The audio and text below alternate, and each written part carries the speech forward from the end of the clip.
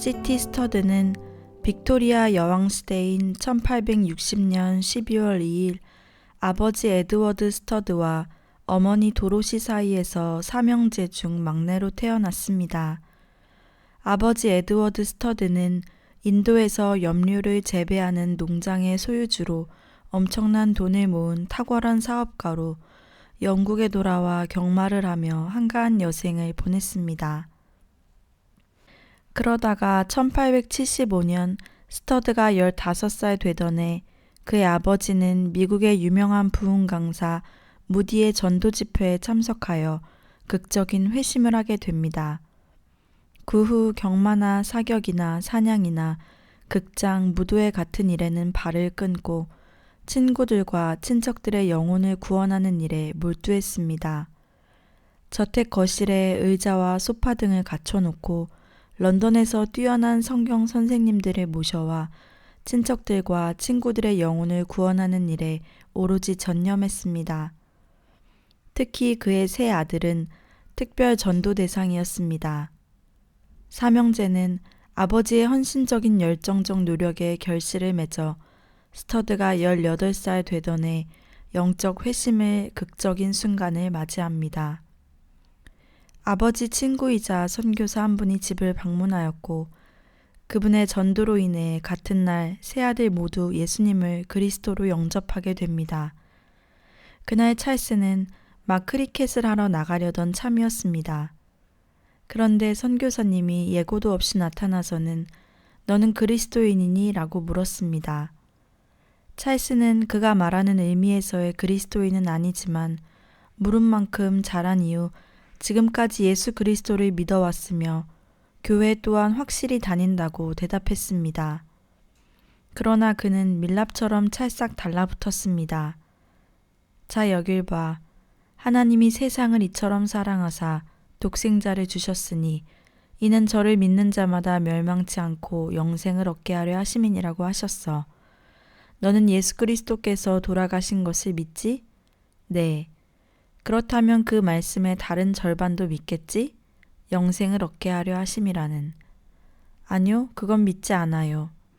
자, 그렇다면 그 말씀 구절의 절반은 믿고 나머지 절반은 믿지 않는다니 너는 지금 자기 모순에 빠진 게 아닐까? 그런 것 같네요. 찰스는 그때 코너에 몰린 것을 깨닫고 생각하기 시작했습니다. 만일 자신이 모순된 채 이 방을 나가버린다면 그건 큰 수치가 될 거라고. 그래서 찰스는 예, 그러고 싶어요 라고 대답했습니다. 그래 좋다. 영생은 선물이라고 한 말을 알고 있겠지? 누군가 내게 크리스마스에 선물을 준다면 어떻게 하겠니? 그것을 받고 고맙습니다 라고 말하겠죠. 선교사님은 이 선물에 대해서도 하나님께 감사합니다 라고 말씀드리라고 말했습니다. 찰스는 무릎을 꿇고 하나님께 감사드렸습니다. 그러자 그 순간 그의 영혼에 기쁨과 평안이 밀려왔습니다. 이제 비로소 거듭났다는 의미를 깨달을 수 있었고 전에는 그토록 무의미하던 성경이 이제는 가장 귀한 것이 되었습니다. 운동을 좋아하는 가정에서 태어난 스터드는 어려서부터 사냥과 크리켓 그리고 멋진 경마를 했습니다. 그는 당시 상류 사회에서 누리는 모든 안락함을 맛보고 성장했습니다. 세 형제 모두 크리켓에 뛰어난 자질을 보였습니다. 아버지가 돌아가시자 스터드는 더 열광적으로 크리켓에 빠져들었습니다. 그는 고등학교 시절 이튼시와 케임브리지에서 가장 뛰어난 크리켓 선수이자 주장으로 활동했습니다. 찰스는 1882년에는 대학 3학년으로 영국의 가장 위대한 선수라는 격찬을 받았습니다. 스터드의 투구와 타격은 완벽에 가까웠고 반세기 동안 깨지지 않는 경이적인 기록, 쾌활한 성격, 좋은 인상, 친절한 마음으로 대학 내에서 최고의 인기 스타였습니다. 화려한 명성과는 대조적으로 스터드의 신앙생활은 무기력했습니다. 6년 동안이나 곁길로 빠져 있었습니다. 그는 이렇게 자신을 설명했습니다. 다른 사람을 찾아가 그리스도의 사랑에 대해 말해주기보다 이기적이 되어 내 자신에게만 몰입했습니다. 그 결과 예수님에 대한 사랑은 식어갔고 세상에 대한 사랑이 들어오기 시작했습니다. 나는 그렇게 불행스런 타락의 상태에서 6년의 세월을 보냈습니다. 이런 그에게 한 가지 중요한 사건이 찾아왔습니다. 1884년 그의 둘째 형 조지가 삶과 죽음 사이를 오가는 모습을 지켜보게 되면서 이런 생각이 마음속에 떠올랐습니다. 세상의 화려한 인기가 조지에게 무슨 가치가 있단 말인가? 명예와 찬사는 또한 무슨 가치인가? 이 세상의 부가 한 인간이 영혼 앞에 서게 될 때 무슨 의미를 갖는단 말인가? 그러자 한 음성의 대답이 들리는 듯 했습니다. 헛되고 헛되니 모든 것이 헛되니라. 하나님은 형 조지의 건강을 회복시켜 주셨고 이제 스터드는 성경과 주 예수 그리스도 외에는 관심이 없어졌습니다. 스터드는 세상을 향한 마음에서 완전히 돌이켜 복음을 위한 헌신을 다짐합니다. 스터드는 크리켓에 쏟은 의지와 정열을 그리스도의 복음을 전하는 데 바치겠다고 결심하였고 스터드의 친구들인 크리켓 선수들이 차례로 그리스도를 영접하는 역사가 일어났습니다. 어느 날 친구 스탠리 스미스와 함께 메카시의 송별 모임에 갔는데 그때 설교자가 복음 전파할 신실한 일꾼들의 필요에 관해 이야기했던 그의 진지하고 엄숙한 인상을 결코 잊을 수 없었습니다. 그러나 그때 즉시 결단하지 않고 집으로 돌아와 하나님께 물었습니다. 자신이 선뜻 나서는 것을 막는 유일한 이유가 어머니의 사랑임을 알게 되었습니다. 그러나 아비나 어미를 나보다 더 사랑하는 자는 내게 합당치 않고 라는 말씀을 읽게 된 후 하나님의 뜻을 알아차릴 수 있었고 가기로 결심하였습니다. 그때 가장 큰 시험이 닥쳐왔습니다. 가족들의 심한 반대, 심지어 사역자들까지 동원되어 포기하도록 종용했습니다.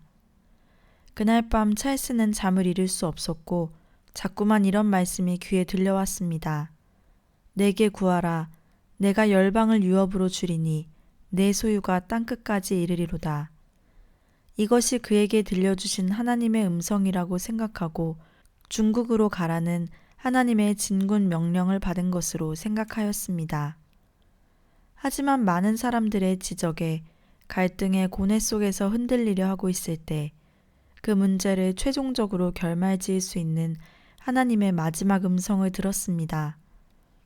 늦은 밤 희미하게 흔들리는 등잔불 아래 하나님의 뜻을 절박한 심정으로 구하며 철도역 플랫폼에 서서 성경을 펼쳐 읽고 있었습니다. 사람의 원수가 자기 집안 식구니라. 그 순간 이후 그는 뒤돌아보지 않았습니다. 크리켓 스타 스터드가 중국에 선교사로 간다는 발표는 대학가의 센세이션을 일으켰습니다. 수주일 후에 6명의 청년이 더해졌습니다. 그들에겐 캠브리지 세븐이란 별명이 붙여졌습니다. 스터드와 함께 이들은 중국을 떠나기에 앞서 1년 동안 각 대학을 다니며 집회를 가졌는데 이때 학생들 사이에 부흥의 열풍이 일어나게 되었습니다. 이후 캠브리지 세븐은 학생 복음 운동의 원조이자 대명사가 되었습니다.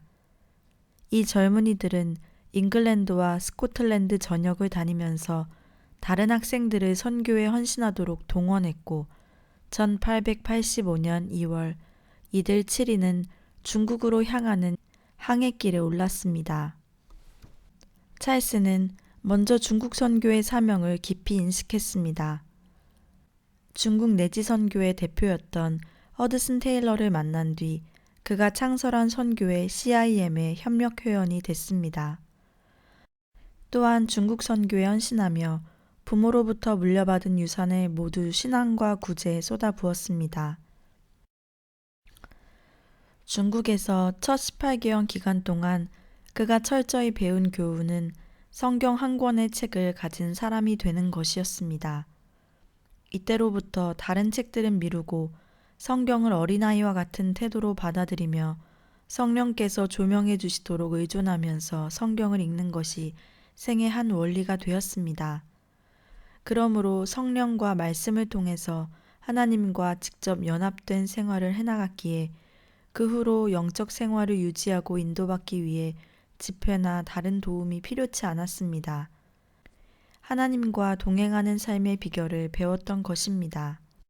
스터드는 중국에 온 지 얼마 안 되어 구세군과 함께 선교 역사를 섬기던 아일랜드 처녀 브리스길라 스튜어트 양과 결혼하여 4명의 딸을 낳았는데 모두 중국식으로 양육했습니다. 스터드가 중국 북부에서 일한 기간은 어려움으로 가득했습니다. 그들이 처음 살게 된 집은 흉가였습니다. 벽은 벗겨져 허옇게 씻긴 듯 했고 바닥은 벽돌이었는데 그 벽돌마저 아주 심하게 울퉁불퉁 거렸습니다. 침대는 전갈이 잔뜩 끼어 어쩔 수 없이 허물어 버려야 했습니다. 5년 동안 문 밖에 나서기만 하면 중국인들로부터 양귀라는 심한 저주의 말을 들어야 했습니다. 그러나 점차로 그들과 친해졌고 생활이 자리를 잡아가면서 아내 브리스길라는 여자들 사이에서 전도했고 스터드는 아내와 함께 아편 중독자 요양소 사역에 힘썼습니다. 7년 동안 요양소에서 약 800명이 치료를 받고 새 삶을 살도록 도우면서 그리스도를 영접하도록 했습니다. 그러나 습격도 당해서 예배당이 부서지고 집은 파괴되곤 했습니다. 심지어 생명의 위협도 받았습니다. 고난을 겪으면서 브리스길라는 5번째 아이를 잃었습니다. 그녀는 너무 상심해서 과연 모든 걸 포기하고 본국으로 돌아갈까도 자문해 보았습니다. 선교사로서의 삶 전체가 무너진 느낌이었습니다. 그때 그녀는 말씀에 주의를 기울였습니다. 그리고 나서 이제 결코 어떤 슬픔도 선교사로서의 삶을 무너뜨리지 못하게 하겠노라고 하나님과 약속했습니다. 그리고 남편의 마음을 흔들리게 할 슬픔을 보이지 않겠다고 작정하였습니다. 그리고 그가 돌아왔을 때 결코 눈물을 보이지 않았습니다. 스터드는 경제적으로 매우 어려웠습니다. 친가족도 중국 심장부에 있는 그들의 환경에 대해 모르고 있었습니다. 가진 모든 것이 다 떨어진 뒤에도 사람들로부터 어떤 지원이 올 것이라는 희망은 전혀 없었습니다. 우편은 20일마다 한 번씩 왔는데 우체부는 그날 오후에 바로 떠나 20일 후에야 다시 돌아오게 되어 있었습니다. 만일 우체부가 아무 도움도 가지고 오지 않는다면 굶어야 할 판이었습니다. 부부는 구해야 할 모든 것을 하나님께 말씀드렸습니다.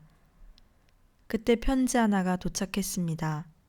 저는 어떤 이유에서인지는 모르겠으나 100파운드의 돈을 당신들에게 보내라는 하나님의 명령을 받았습니다.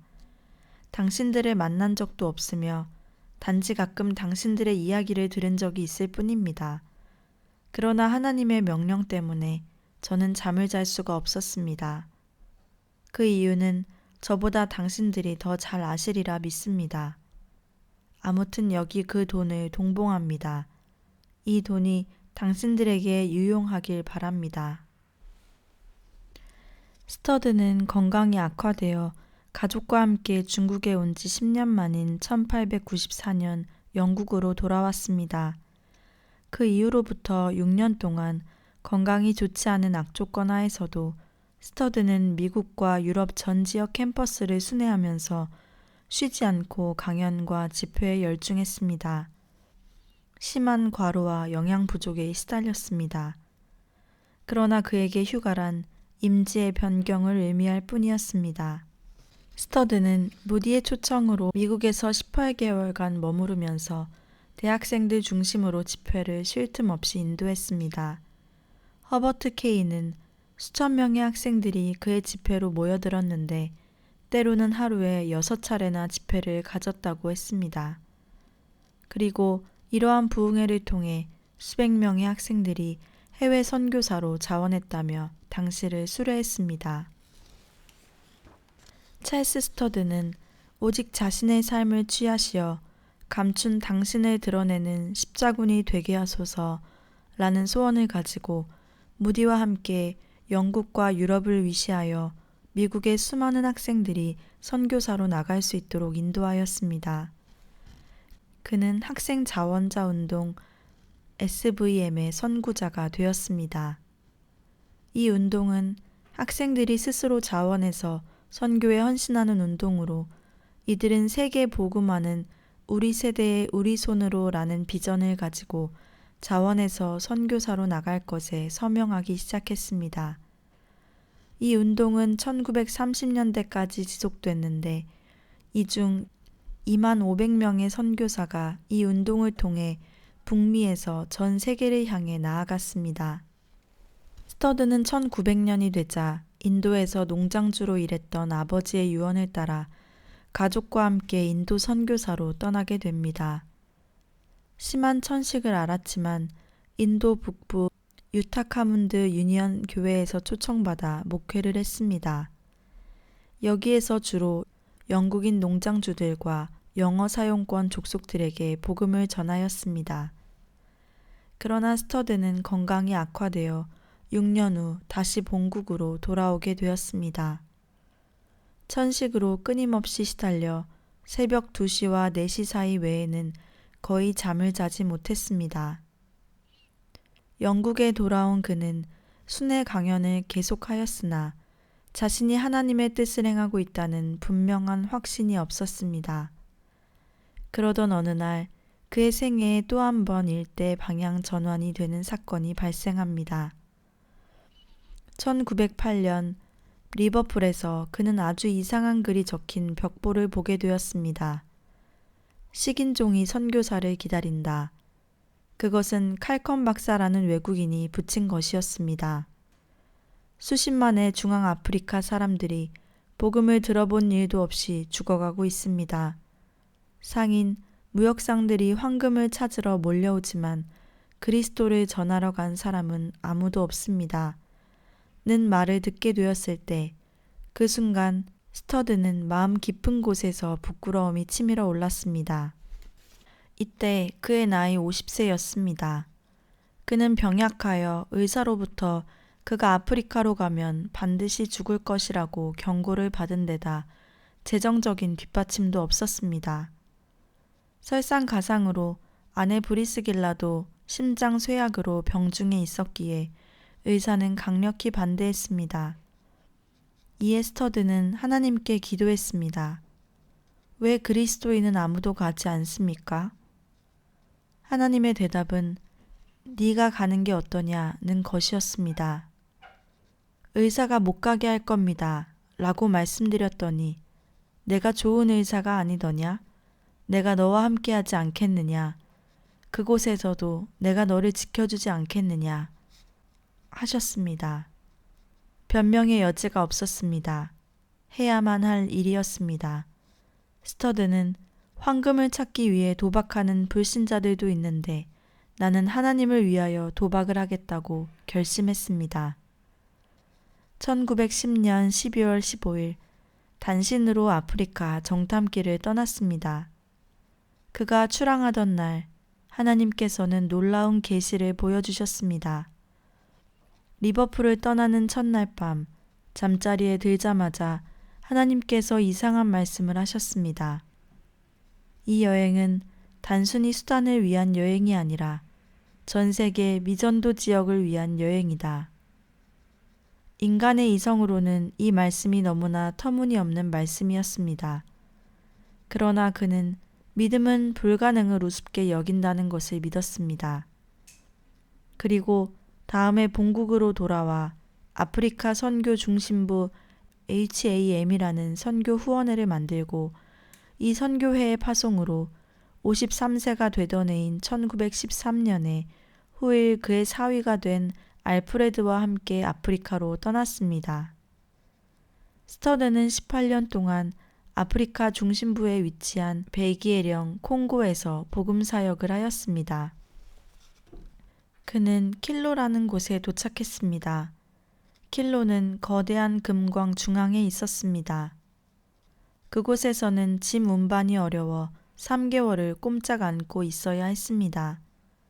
차츰 천막과 검소한 생활에 익숙해져 갔습니다. 한 사람당 천막 하나, 침대 하나, 상자와 물통 하나씩 있으면 우기가 되어도 더 바랄 게 없었습니다.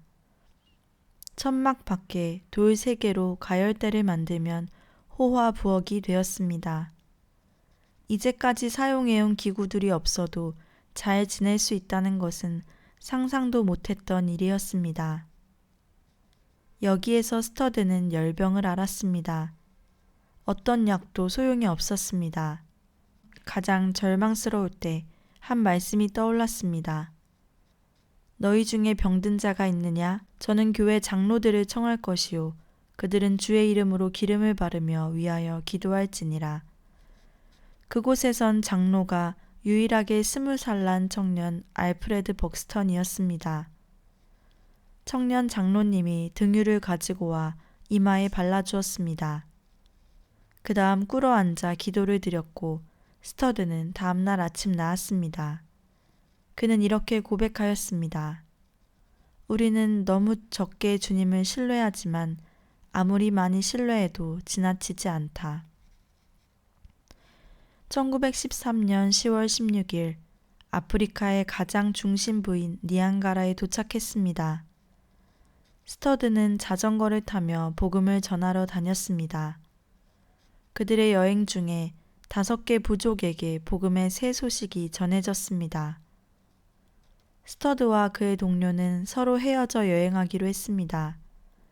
스터드는 영국으로 돌아가 더 많은 사람을 모집해 오기로 했고 알프레드 벅스턴은 새 부족을 찾아 나라에서 사역을 시작하며 부족어를 문자화시키는 일을 계속하기로 했습니다. 1915년 6월 19일 스터드가 없는 동안 첫 침례식이 니안가라에서 거행되었습니다. 12명이 침례를 받았습니다. 침례받은 사람들은 식인종, 술주정꾼, 도둑, 살인자, 강간범, 욕쟁이들이었습니다. 죄를 자백하는 집회에서 굉장히 놀라운 간증들이 이어졌습니다. 저는 가슴에 담을 수 없을 정도로 많은 죄를 지었습니다. 저의 아버지가 사람을 죽이고 같이 먹었습니다. 제가 3살이었을 때 아버지가 사람을 죽인 것을 기억합니다. 바로 제 형을 죽였거든요. 저는 그 고기를 같이 나누어 먹었습니다. 저는 죽은 사람의 손톱으로 마술을 부렸습니다. 그리고 약을 먹여 사람을 죽이기도 했습니다. 아프리카로 다시 들어갈 때 스터드에게는 많은 시험이 따랐습니다. 부인이 심한 병에 걸렸던 것입니다. 의사는 어느 모로 보나 여생을 조용히 지내야 한다고 했습니다.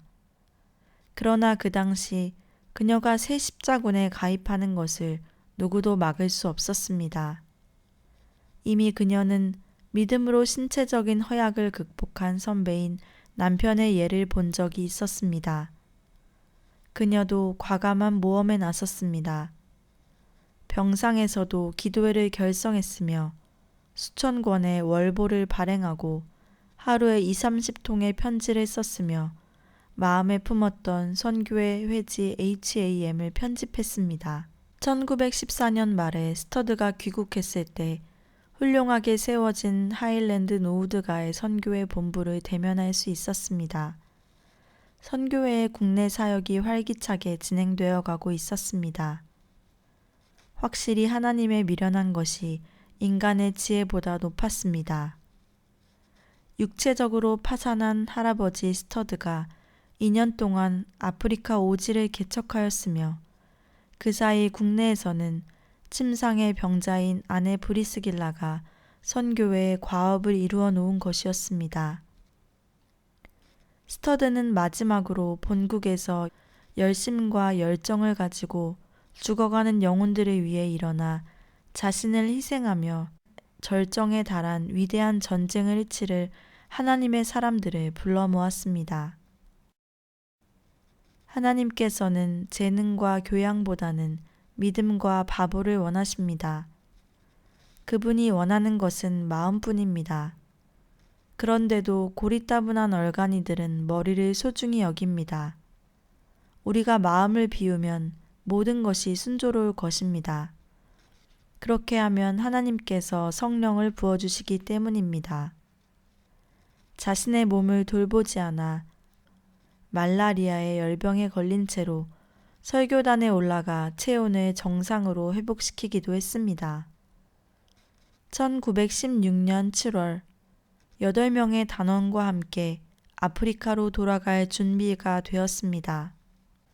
스터드는 이것이 영국과 마지막 작별이며 이 땅에서 부인에게 한 거의 마지막 작별 인사가 될 줄은 스터드나 그 부인도 생각하지 못했습니다. 13년 후에 그들은 겨우 2주일 동안 함께 있었을 뿐이었으며 주님의 보좌 앞에서 영원한 재회를 맞이했습니다. 1917년 사역을 하다가 같이 사역을 하던 알프레드와 휴식이 필요한 5명의 선교사들이 떠났습니다. 이제는 단 몇 사람만 남아 일하게 되었습니다. 그 이후로는 엄청난 시련의 시간이었습니다.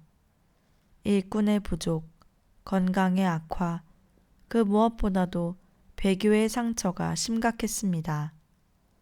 몇몇 지도자격인 성도가 죄에 빠지게 되었습니다. 1920년 봄에 위로가 되는 일이 생겼습니다.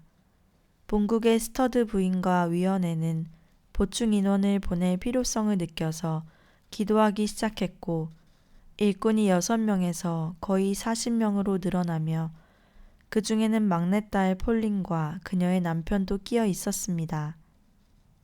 1922년 스터드는 본부를 이반비로 옮겼습니다. 사람들은 그를 부아나 무쿠바, 위대한 하얀 추장이라고 불렀습니다. 이반비는 선교의 중심지가 되었습니다. 이반비에서 5시간 거리인 임바이의 마을을 찾아갔습니다. 그 마을 대표가 선생을 요청했었기 때문입니다. 하나님의 말씀을 듣기 위해 1시간, 2시간 또는 8시간, 10시간을 걸어온 약 1,500명의 사람들이 무더운 한낮의 아프리카 태양 아래 땅바닥에 빽빽이 쭈그리고 앉아서 하나님께 마음과 입술과 목소리로 찬양을 부르고 있었습니다. 그런데 스터드는 아프리카 오지에서 문제에 직면하게 되었습니다.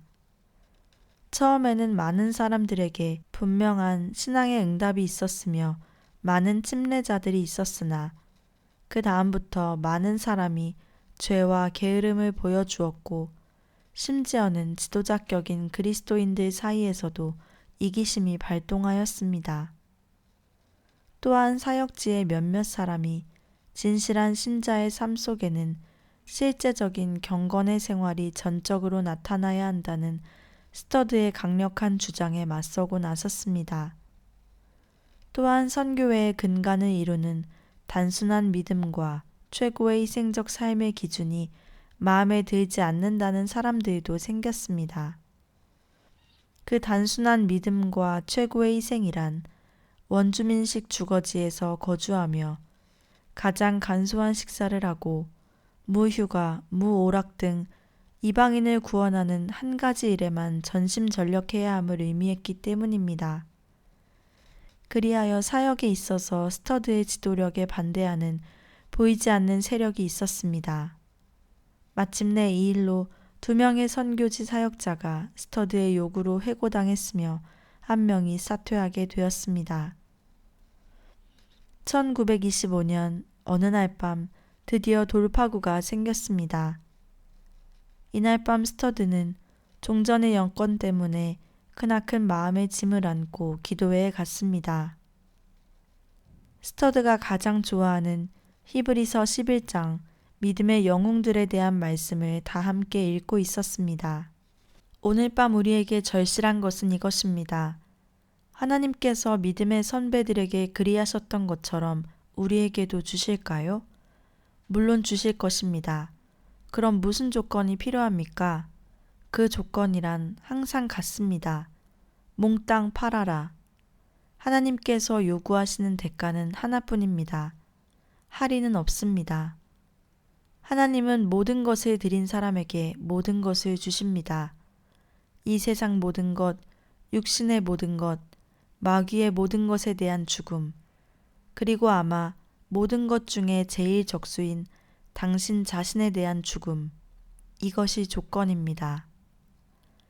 참석했던 모든 사람이 차례로 일어나 똑같은 맹세를 했습니다. 이 축복이 가장 멀리 떨어진 선교지까지 퍼져나갔습니다. 그때부터 단결, 사랑, 희생에 대한 기쁨, 그리고 아프리카 오지에 있는 십자군들이 맡은 영혼에 대한 열정이 선교 현지에서 막혀진 적이 없었습니다.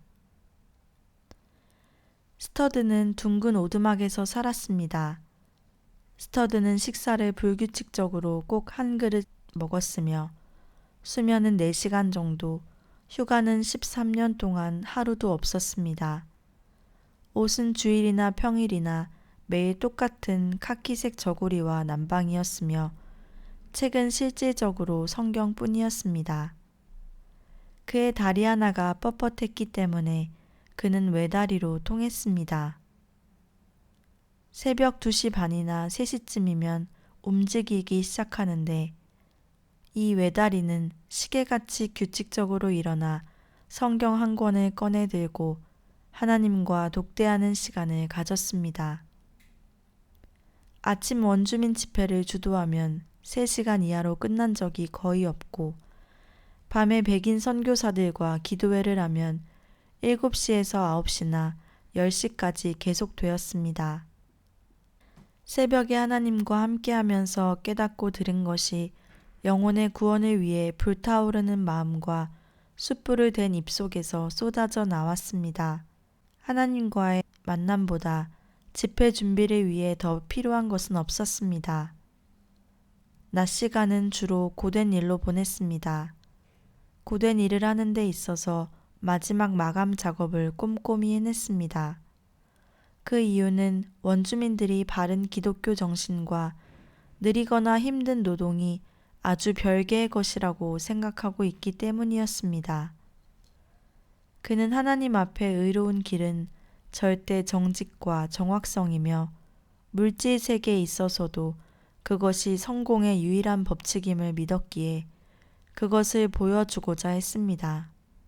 또한 그는 별로 중요하지 않은 문제에 있어서도 최선을 다했습니다. 언젠가 스터드가 꼬마 소년에게 잃어버린 단추를 하루 종일 찾게 했는데 그것은 단추가 아까워서가 아니라 소년에게 철저함과 조심성을 가르쳐 주기 위함이었습니다. 주일에는 아침 6시경에 외부 둔지 중 한 곳에 도착해서 그 지역 그리스도인들과 가까운 마을 사람들과 약 2시간 동안 새벽 예배를 드렸습니다. 그 다음 좀 쉬었다가 아침을 먹고 그때 선교사들은 둘러앉아 그에게 새로운 소식을 전해주었습니다.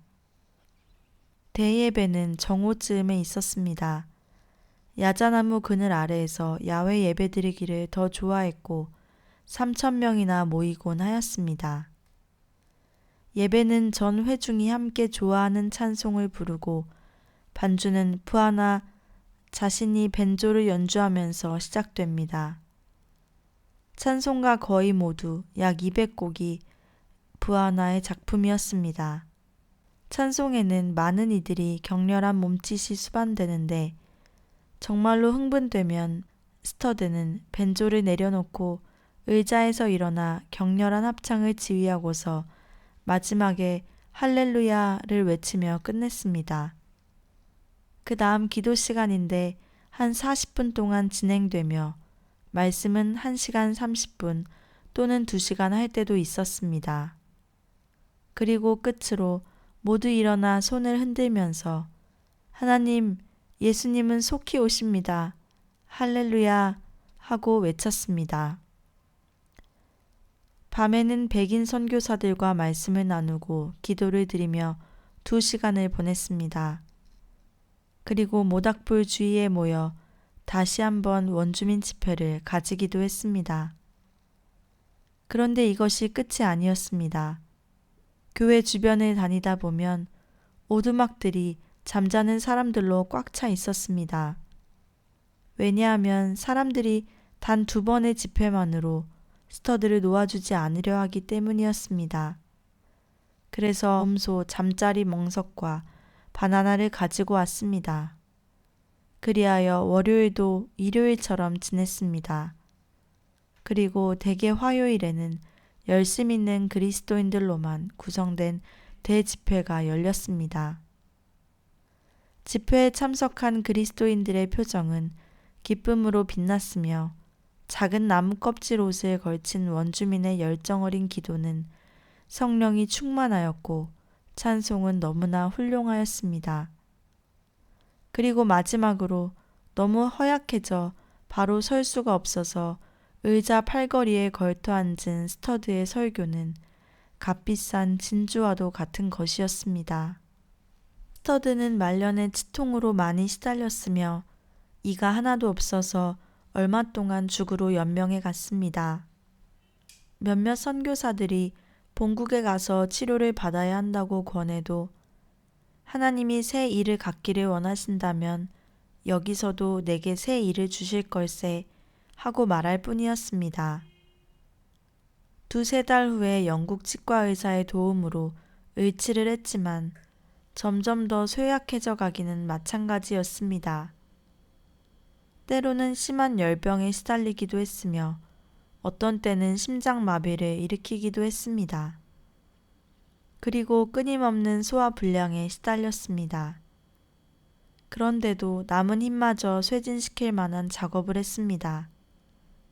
그가 생각하기에 이반비 지역 사람들을 더 이상 문자화된 하나님의 말씀 없이 내버려 둘 수는 없었던 것이었습니다. 그래서 신약을 킹화나어로 번역할 작정이었습니다. 거의 이른이 다 된 노인이 밤낮을 가리지 않고 일했습니다. 나의 일과 시간은 규칙적으로 18시간이요. 그리고 식사 시간은 따로 없소. 단지 글을 쓸 때 먹을 것을 좀 꿀꺽꿀꺽 삼킨다오. 번역은 대체로 이른 새벽 2시에서 6시까지 했습니다. 또 나중에 시편과 잠언 발췌문 번역이 남은 기력을 다해 이루어졌습니다. 스터드의 바람과 기도는 전장의 군인처럼 죽는 것이었습니다. 몰핀을 계속 사용하면 잠깐이라도 일하거나 설교할 수 있는 힘을 얻을 수 있었습니다.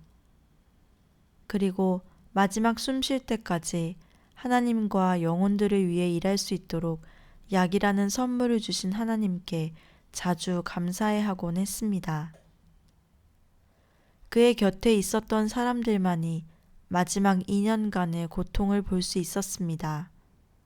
극도의 쇠약, 욕지기, 심장마비, 이 중 가장 힘든 것은 갑작스런 호흡마비와 심한 오한이었습니다. 이런 증상의 원인은 임종시 참석한 의사가 담석증이라고 진단할 때 비로소 밝혀졌습니다. 과도한 고통의 짐에도 불구하고 그 2년을 기쁨 가운데 살았습니다. 1931년 7월 12일 주일 스터드는 정말 매우 건강해 보였습니다. 주일날 하던 대로 그 지역 내 여러 예배당으로 떠나라고 사람들에게 말하고 자신은 본부에 혼자 남아 원주민의 간호를 받았습니다. 정오쯤 돌아왔을 때에도 스터드는 여전히 건강했으며 더욱이 놀랐던 것은 예배를 5시간이나 드렸다는 것이었습니다. 13일 월요일 오후에 춥다고 하여 유행하던 약한 열병쯤이겠거니 했으나 화요일 아침에는 훨씬 더 쇠약해졌고 고통 또한 극심해졌습니다. 16일 목요일 아침에는 너무 약하고 너무나 지쳐 있어서 이제는 목소리가 희미해지기 시작했습니다. 그는 말을 해보려고 연신 노력했지만 우리는 그가 무슨 말을 하는지 알 수가 없었습니다. 부하나는 말해보려고 노력을 멈추고 겨우겨우 숨을 쉬면서 할렐루야, 할렐루야만 할 뿐이었습니다. 그렇게 죽어가는 모습을 보는 것은 놀라운 일이었습니다.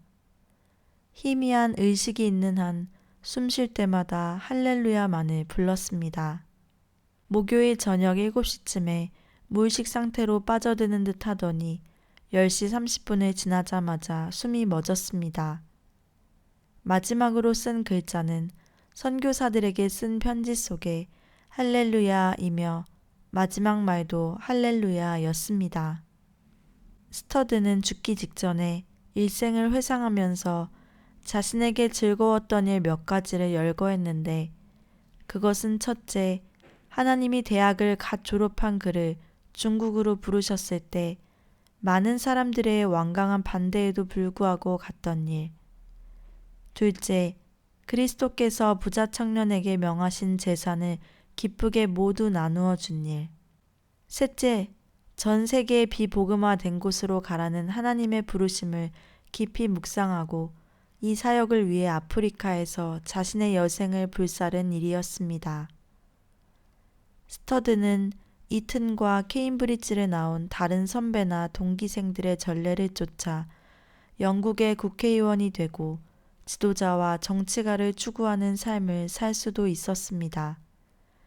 그러나 스터드는 세상의 성공적인 길을 거부하고 오직 예수님의 길을 추구했으며 개척 선교사로서 온갖 고난과 질병을 겪으면서 그 누구도 가려하지 않았던 제3세계의 오지 선교의 길을 활짝 연 선구자였습니다. 중국에서 18년, 인도에서 6년, 아프리카 오지에서 18년 여생을 71세로 소천하기까지 하나님 나라의 확장을 위해 자신과 가족을 돌보지 않고 미친 듯이 뛰었습니다. 그가 세운 웻 국제 선교회는 미전도 지역을 중심으로 약 80여 개국에서 사역하고 있습니다. 시티 스터드는 이러한 말을 남겼습니다.